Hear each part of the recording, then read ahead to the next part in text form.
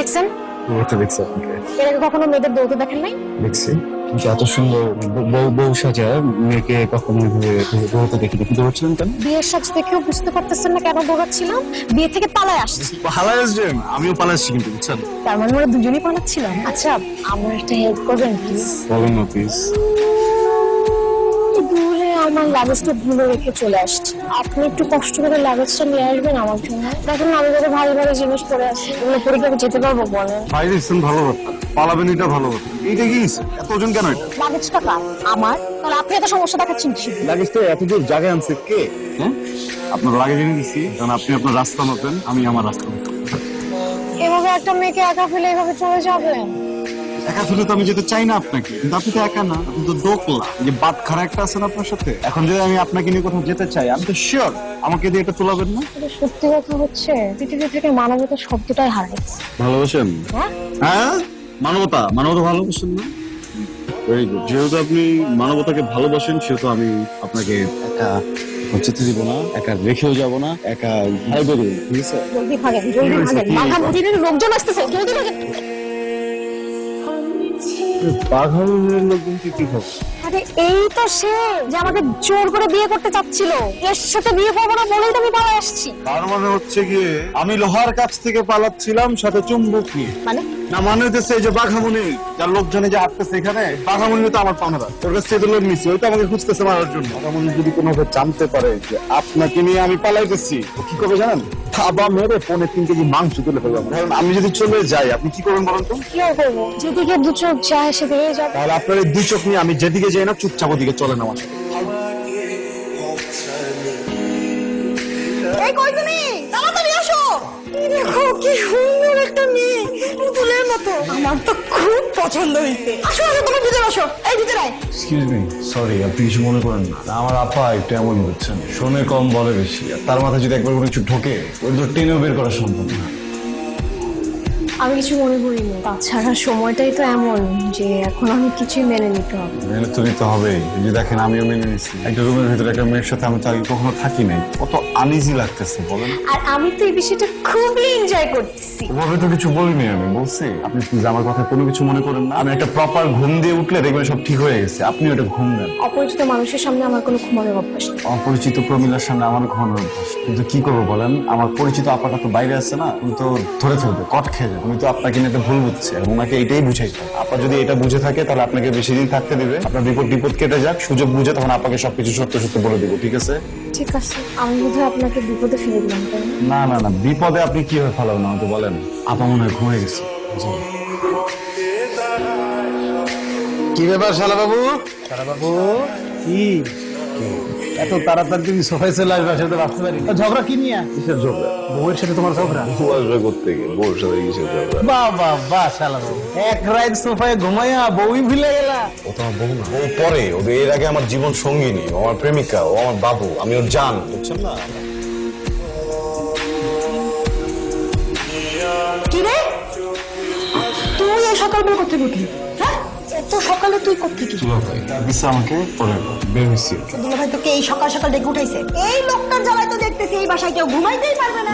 এই লোকটার জ্বালা তো আসলে বাসার না, পুরো পৃথিবীকে ঘুমাইতে হবে। আমার তো দুলা ভাই বোনের সংসার বাঁচানোর জন্য আমি তোমাকে কিছু মিথ্যা কথা বলবো, তুমি প্লিজ মিথ্যা কথা বলে একটু বিশ্বাস করো, ঠিক আছে? কি মিথ্যা কথা? দুলা ভাই আমাকে ডাকে, আমি আসছি, কেউ চিনি না, আমি এই জন্য সোফায় ঘুমাইতেছিলাম, হঠাৎ করে দুলা ভাইয়ের সাথে আমার দেখা হয়ে গেছে। পরে হচ্ছে গিয়ে আমি দুলা ভাইয়ের সাথে পালা রুমে ঢুকতেছিলাম, তোমার সাথে ধরে ফেলেছি। আমি কোনটা বিশ্বাস করবো? তো দুলাভাই তোকে ডেকে তুলছে না তুই নিজে নিজে উঠে দিবি? ওই যে সংসার সাজাও, পরিবেশ বাঁচাও। দুলাভাই কথা বাদ, তুই সকাল সকাল তুই বাইরে যাবি তো যা। ও হ্যাঁ, রুমের ভেতরে আমি যাবো, তো তুমি যাও এখান থেকে।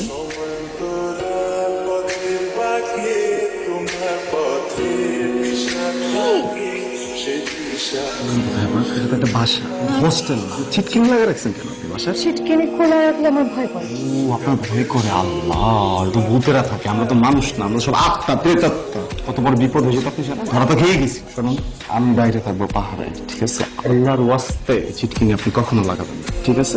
ওকে, ছিটকিনি লাগাবো না, কিন্তু সকাল ছাড়া আমার রুমে আসা যাবে। আমি তো পাগল হয়ে যেতেছি আপনার রুমে আসার জন্য। আমি জন্মাইছি এই রুমে আসার জন্য, বুঝছেন না? একটা কথা সুন্দর মতো মাথায় ঢুকে রাখেন, ঠিক আছে? এই পৃথিবীটা যদি আপনার রুমের দিকে হেলতে পারে না, আমি ছিল আপনার রুমে সকালে আগে হেলবো না।